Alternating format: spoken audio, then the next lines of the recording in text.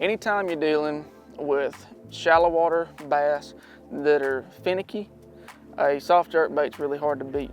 Had some great days on it, and whether you're fishing a pond, a crowded reservoir, whatever, they catch them. But I also believe that we, myself included, tend to make the color selection process much harder than it needs to be. Through a lot of trial and error, I've kind of narrowed it down to 4 that I keep in my boat at all times, and just about only these 4 colors. Now the first one, and one of my favorites, is white ice. That's what this color is called in the Zoom Super Fluke. It's got a white belly, kind of a translucent back, and a bunch of flake to it. So when that sun is high and that water's clear, that works in unison to really make a big flash every time that weightless soft jerkbait goes back and forth, back and forth. But there are some times when it's post-frontal, when the barometric pressure's high, not much going on, that the bass will follow that color and not commit to it. If you see that happening, try a real natural shad color. This one's called Smoking Shad.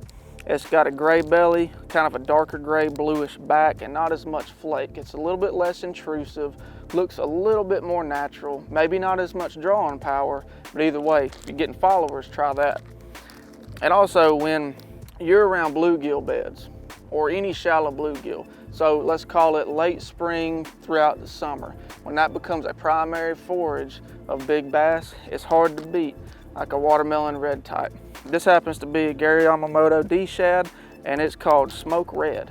I've been using this a lot lately. It's very subtle, but man, you skip this thing under docks, skip it under overhangs, and of course, make some bomb casts past bluegill beds. It's a really good way to catch some big ones. Now, the fourth one, and probably I'd be willing to bet the most popular for a lot of people, is like just a solid white soft jerkbait.